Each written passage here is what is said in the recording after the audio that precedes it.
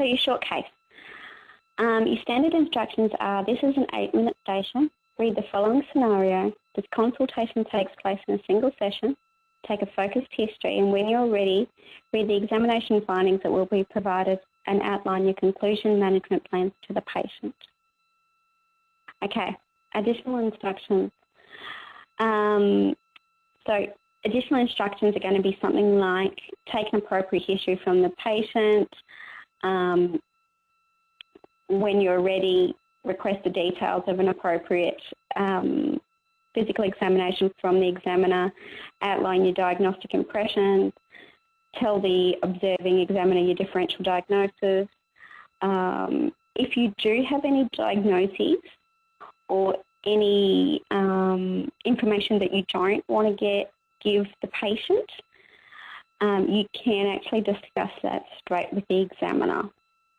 So I just turn to the examiner at this point and go, I would want to do, I'd have in the back of my head a plan to do a CT head just in case this patient's got cerebral tumour. Of course, you're not going to tell that to the patient at that point in time, but you can say stuff like that to the examiner. You can request results of any investigations from the examiner, outline your conclusions and propose management plan to the patient. Okay. So this is a scenario. So Tessa Thompson is a 16-year-old patient of your clinic. She presents to you alone, requesting to start oral contraceptive pill.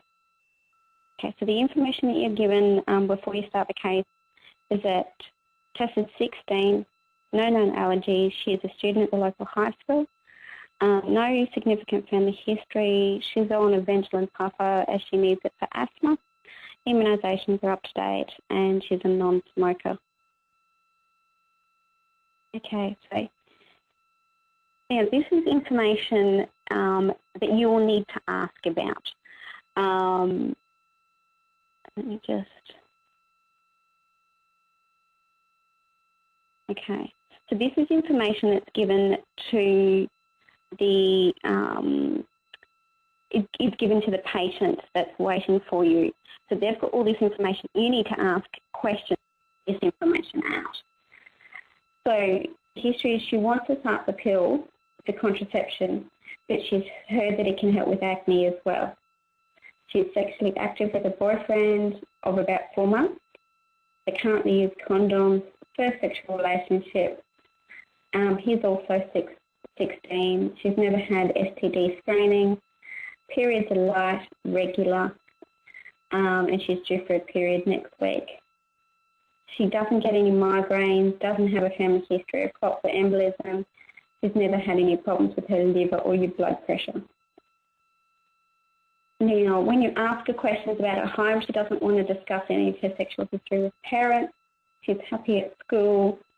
Although she's a non-smoker, she sometimes smokes at parties and sometimes drinks alcohol to get drunk on the weekends, doesn't use marijuana or other drugs. She reports that her mood is good. Some of this information you'll get by actually asking for it, but some of that history you will actually get by just being empathetic and responding to the patient appropriately. At this point, you'll ask for the findings of the physical examination unless the station actually asks you to do the physical examination. So she's got a BMI of 22.9, rest of the examination is normal. Okay, so the management plan, the sort of things that they're looking for is that you have to realise that because she's 16, she can legally have a sexual relationship, but you have to be thinking about GILIC competence. So is she competent to have medical treatment without parental consent? Her partner's of similar age, so less likely to have issues with coercion.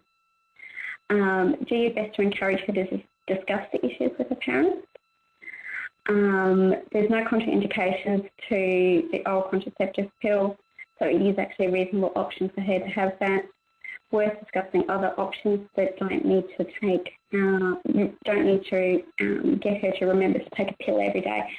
Implanon is quite appealing in this age group.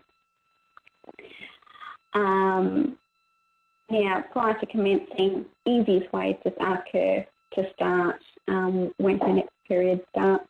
You need to educate her on taking the pill, the 7-day rule, what to do with if she misses a pill. I actually print out the note from a medical director to give to them, or even the notes from family planning. I use family planning Queensland, obviously, but they have excellent missed pill protocols. Also need to talk to her about STDs and the fact that she'll need to continue using condoms because the OCP won't prevent STDs.